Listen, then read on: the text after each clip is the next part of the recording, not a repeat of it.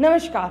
आप लोग जुड़ चुके हैं जम्मू परिवर्तन के साथ और मैं हूँ रति आपके साथ। कल से सभी बहुत खुश हैं, युवा खुश है, क्योंकि जो न्यू रिक्रूटमेंट पॉलिसी आनी थी उसमें अब SRO 202 लागू नहीं होगा।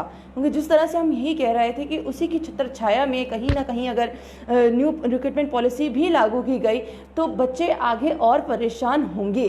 तो अब वो कहीं ना कहीं एक राहत की सांस ज़रूर है, बल्कि साथ साथ में प्रोविजन पीरियड को भी कम कर दिया गया है। अब ये इसको कैसे देखती है बीजेपी, ये बात करेंगे। और युवा का मसला हो, युवा ही इस पे बात करे तो कैसा लगेगा। अरुण जी हमारे साथ में। अरुण जी, पहले तो आपका बहुत बहुत स्वागत है। धन्यवाद। किस तरह से देखते हैं कि युवाओं के लिए एक उनके पाले में मतलब एक खुशी की लहर दौड़ी है? ऐसा है रति जी, आपने देखा होगा, और जब से भारतीय जनता पार्टी जम्मू कश्मीर के अंदर काम कर रही है, और ख़ास करके 2014 के बाद जब से आदरणीय नरेंद्र मोदी जी की सरकार केंद्र में आई है, तब से ही हमने जो जो वादा आम व्यक्ति के साथ किया था हमने उसको परिपूर्ण किया। अब विषय ये था कि SRO 202 की जेनेसिस क्या थी। SRO 202 की जेनेसिस थी नेशनल कॉन्फ्रेंस और कांग्रेस की सरकारें। मैं आपको व्यक्तिगत बताऊं, 2012 के ऑनवर्ड्स न्यू रिक्रूटमेंट पॉलिसी आई जो NC और कांग्रेस के दौरान आई थी। उसका विरोध करते हुए हम लोग कई बार जेलों के चक्कर काटने पड़े हमको, हमारे ऊपर पर्चे दर्ज हुए, just because we were opposing the new recruitment policy of that time. और जब 2014 के बाद ये सरकार जाने के बाद या जो जम्मू कश्मीर के अंदर यहाँ पर भारतीय जनता पार्टी के एक सपोर्ट के साथ जो सरकार चल रही थी, उसके जाने के बाद जो ये रिक्रूटमेंट पॉलिसी आई, उसका विरोध हमने पहले दिन से किया था। हाँ, एक प्रोसीजरल एक मैकेनिज्म होता है जो आपको फॉलो करना होता है। हम लोग चाहे वो LG को बार बार ज्ञापन देने का विषय हो, चाहे केंद्र सरकार को बार बार ध्यान करवाने का विषय हो कि जम्मू के युवा को कैसी प्रताड़ना सहनी पड़ रही है, परंतु हमको उसके साथ साथ नहीं भूलना चाहिए कि एक समय था जिस समय ये जो आज ट्रोलिंग कर रहे हैं, आपको याद होगा भारतीय जनता पार्टी का कार्यकर्ता आज भी, चाहे वो पेंडेमिक कोरोना के टाइम पर आम व्यक्ति के साथ जुड़ करके काम करने का विषय हो, परंतु आज भी कुछ लोग ट्रोलिंग करने का काम कर रहे हैं। उनका काम, क्योंकि वो बेरोजगार हैं, उनके पास युवाओं के विषय कोई नहीं है, वो युवाओं के विषयों को कभी एड्रेस नहीं करना चाहते। वो केवल और केवल आज कल वो ऐसी पॉलिसीज लेकर के आते थे और आज वो इस पॉलिसीज के लिए ट्रोलिंग करना चालू कर देंगे। रही बात NC, कांग्रेस, PDP और जो अन्य दल हैं यहाँ पर, जो लोग आज हमारे शीर्षस्थ नेतृत्व का ट्रोलिंग कर रहे हैं, मेरा एक विषय है कि जब से ये SRO आया, हमारे एक भी शीर्षस्थ नेतृत्व ने कभी इसके सपोर्ट में नहीं खड़े हुए। हम लोग हमेशा फ्रॉम द डे वन हम उसके अपोज में थे। हमने उसका अपोजिशन इतनी तेजी के साथ और इतनी जोरदार तरीके से किया, थोड़ा समय लगा, परंतु आम युवा को राहत मिली है। इसीलिए मैं पूरे समस्त जम्मू कश्मीर के युवा को इसके लिए बधाई का पात्र मानता हूं। मैं उन सभी को शुभकामनाएं देता हूं। मैं आपको बताऊं, कल रात से ही इतने फ़ोन आ रहे थे, क्योंकि जितने भी युवा हमारे पास जो उनकी ऑर्गेनाइजेशंस थी, जो उन्होंने छोटी छोटी एसोसिएशन ग्रुप्स बनाए थे अलग अलग फील्ड के, चाहे वो मेडिकल ऑफिसर्स का ग्रुप हो, चाहे वो लेक्चरर्स का हो, असिस्टेंट प्रोफेसर्स का हो, और जितने भी लोग इससे त्रस्त थे, उनको राहत की सांस मिली है। और पूरी रात उनके फ़ोन आते रहे और वो धन्यवाद और शुभकामनाएं देते रहे। अब रही बात, ये सारा जो विषय था, इसका जेनेसिस क्या है, ये आम समाज के बीच में जाना चाहिए।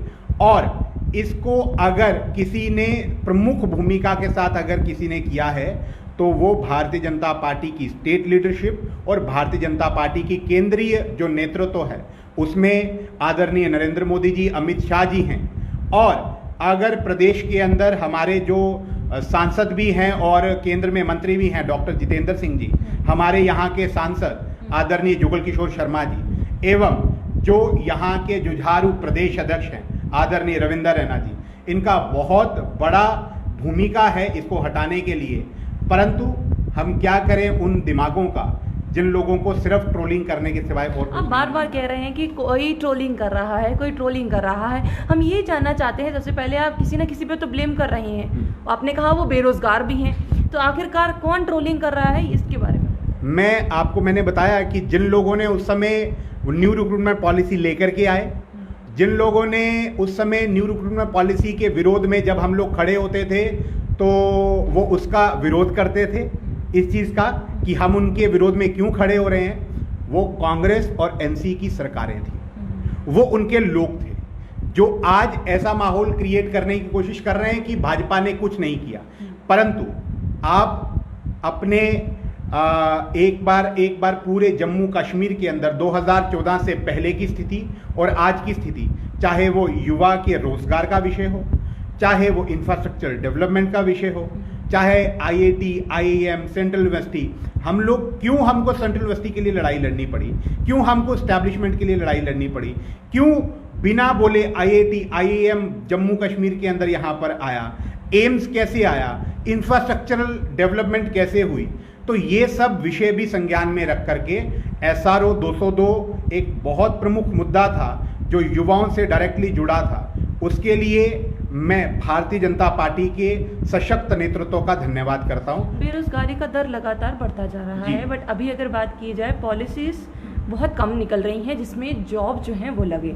आप इसको किस तरीके से देखते हैं? देखिए, मैं एक बात मानता हूं रति जी, जिस तरीके से एक नैरेटिव क्रिएट करने की होड़ है कि बेरोजगारी का दौर बढ़ रहा है। आप मुझे एक बात बताइए, एंटरप्रेन्योरशिप को रोजगार नहीं मानते क्या? आज अगर एमएसएमई सेक्टर को प्रोत्साहन मिलेगा या एक सेल्फ एम्प्लॉयमेंट को प्रोत्साहन मिलता है कि आप उसको रोजगार नहीं मानते, जो रोजगार खुद भी लेता है और बाकियों को भी रोजगार देता है। रही बात जम्मू कश्मीर के अंदर, जम्मू कश्मीर के युवा को पंगु बनाने का काम यहाँ की पुरानी सरकारों ने किया। उनको डिपेंडेंसी बना दी गई कि सरकारी नौकरियां ही आपका एकमात्र रोजगार का साधन है। आप मुझे एक बात बताइए, यहाँ पर प्राइवेट सेक्टर एक तेजी से आने की पूरी तैयारी है और जिस तरीके से सरकारी रोजगार में अभी 10,000 पोस्टें निकली, उससे पहले आप मुझे एक बात बताइए, एक हमेशा आप जम्मू के पत्रकार हैं, हमेशा एक डिस्पैरिटी का माहौल रहता था। हम लोग कहते थे हमारे साथ डिस्क्रिमिनेशन हुई, सरकारी नौकरियां निकलती थी, पीएससी में नौकरियां निकलती थी, एसएसबी में नौकरियां निकलती थी, कितने प्रतिशत जम्मू के युवा को मिलती थी, उसमें अकाउंटेबिलिटी कहां होती थी? हम लोग ऐसे ऐसे युवाओं से मिले हैं, ऐसे ऐसे रिजल्ट देखते थे कि जहां पर 90 और 10 का एक रेशियो रहता था और लद्दाख का तो बिल्कुल कहीं पर ही खाता नहीं रहता था। तो उस समय और आज के दौर में अगर हम लोगों की सरकार आई, हमने इंटरव्यू को एबॉलिश किया, एक अकाउंटेबिलिटी बनी, एक ट्रांसपेरेंसी है आपके सामने। आपको पता है आपने मेरिट में अगर आप फॉल कर रहे हैं तो आप नौकरी पा सकते हैं, आप मेरिट में नहीं फॉल कर रहे तो कोई और साधन, कोई और तरीका नहीं हो सकता आपको नौकरी में लेकर के आने का। परंतु जो एक एज ओल्ड प्रथा यहां पर चल रही थी, सब युवा जानते हैं, जो आपका इंटरव्यू देख रहे हैं उसमें से कितने प्रतिशत युवा तो त्रस्त होंगे, उसके शिकार रहे होंगे कि मेरिट में उनके नंबर ज्यादा और पता चला इंटरव्यू में 20 में से उनको नंबर मिले 3 और जिसको इन करना था उसको 20 में से 19 नंबर देकर के वो पास कर दिया गया और उसको ओवरऑल मेरिट बढ़ा करके उसको नौकरी दे दी गई। अगर हमारी सरकार आई तो हमने अगर ट्रांसपेरेंसी सबसे पहले इंप्लीमेंट करने की कोशिश की, हमने सबसे पहले इंटरव्यू को, जो वो इंटरव्यू वाली प्रथा थी, उसको एबॉलिश किया। क्यों? क्योंकि हमको पता है कि इंटरव्यू जब तक रहेंगे तब तक यहाँ पर ट्रांसपेरेंसी मेंटेन करना रिक्रूटमेंट प्रोसेस में वो नहीं वाजिब हो पाएगा। तो इसीलिए हमने किया। अगर हमने भी इसी तरीके से करते तो रीजनल डिस्पैरिटी फिर ऑपोजिट हो सकती थी कि वो बोलते कि हमारी एस्पिरेशंस नहीं फुलफिल हो रही। परंतु हमने अगर सबका साथ, सबका विकास और सबका विश्वास का नारा दिया तो उसको जमीनी स्तर पर क्रियान्वयन करने का पूर्ण योजना बना करके और उसको as it is on ground हमने इंप्लीमेंट किया है। पाले में एक खुशी आई है, पर एक जो अभी लोग हैं, मतलब एक जो जुट है, वो अभी भी दुखी है। आप भी जानते होंगे, वो कहीं बूट पॉलिश करते हुए नज़र आ रहे हैं, कोविड-19 में भी प्रोटेस्ट करते हुए नज़र आ रहे हैं। मैं बात कर रही हूँ SRO 24 की, जिसे जम्मू परिवर्तन ने शुरू से ही उठाने का प्रयास किया। मैं ये जानना चाहती हूँ, SRO 202 पर बात हुई, छिड़ी, बात भी निकली, उसका रिजल्ट भी आया, पर SRO 24 के लिए ना तो कोई आवाज़ उठा रहा है, ना कोई बात कर रहा है, ना ही कोई उस पर संज्ञान ले रहा है। आप क्या कहते हैं? ऐसा है रति जी, हम कभी कभार सोचते हैं कि जो मीडिया में विषय चलते हैं वही हाईलाइटेड इश्यूज हैं, पर भारतीय जनता पार्टी सभी की भावनाओं का भी सम्मान करती है और उसके साथ साथ जहां पर गलत हुआ है हम लोग उनके साथ खड़े हैं। चाहे SRO 24 का विषय है, SRO 202 के साथ मैं जब पहले बोला करता था, हमारे आदरणीय अध्यक्ष जी जब पहले बोला करते थे, हमारे सांसद महोदय पहले बोला करते थे SRO 202 के लिए, तो एक कुछ सेक्शन जो मैंने आपको बताया कि वो लोग बोलते थे देखो जी इन्होंने सिर्फ बातें करनी है, तो हमने करके दिखाया।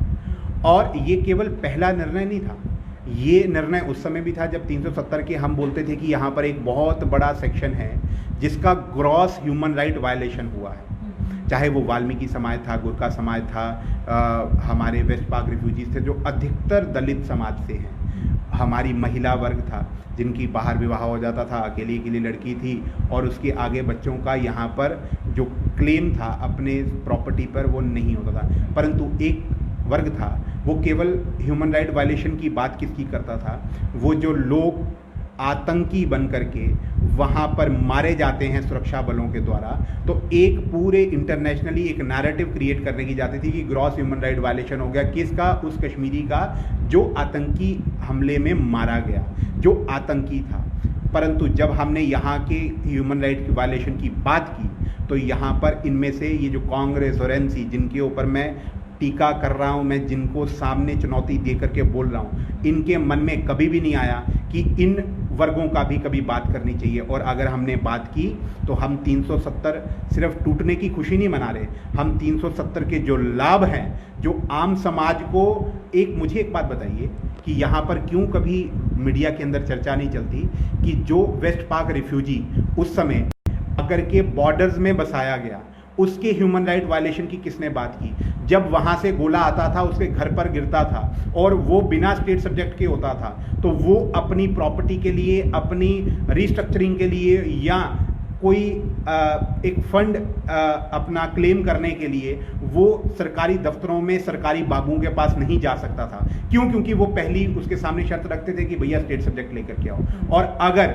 हमने उसके दर्द को समझा, हमने उसके दुख को समझा और हमने 370-35 से हटा करके एक 70 साल की जो एक कुरीति थी जिसने उनको जकड़ के रखा था, उसको अगर हमने हटाया तो हमने गलत किया क्या? हमने हर उस वर्ग की, मुझे नहीं लगता कभी वाल्मीकि समाज ने इतने बड़े स्तर पर रोष प्रकट किया हो, परंतु हमने उसकी भी दर्द समझा। मुझे नहीं लगता कभी महिला वर्ग ने इतने बड़े स्तर पर रोष प्रकट किया हो, हमने उसकी भी सुनी।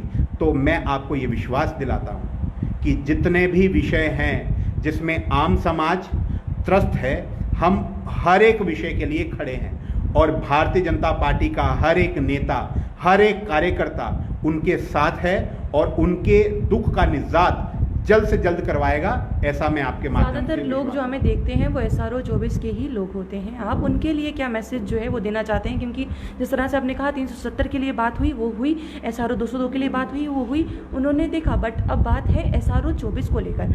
SRO 24 को लेकर भारतीय जनता पार्टी क्या टेक रखती है और स्पेशली एक युवा नेता क्या टेक रखता है, वो उनको पता होना चाहिए। मैंने आपको स्पष्ट किया कि SRO 24 का विषय हो या पहले भी कोई भी विषय हो, SRO 202 का विषय था, हमने उस पर बड़ा मुखरता के साथ बोला भी और हमने करके भी दिखाया और आगे भी हम करके दिखाएंगे।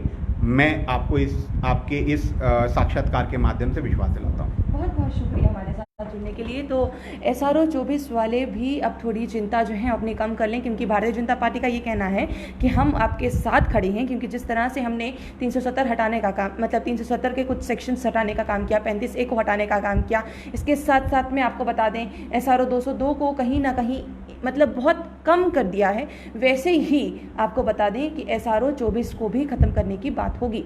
आखिरकार वो कैसे होगा, कितनी जल्दी होगा, ये तो समय आने वाला बता ही देगा, बट बात रही कि साथ में ज़रूर खड़े हैं। चलिए, ये एक खुशखबरी जो है SRO 24 वालों के लिए ज़रूर सामने आई है। आप लोग इस तरह से बने रहिए जम्मू परिवर्तन के साथ। मुझे दीपक जी को दीजिए इजाज़त। नमस्कार।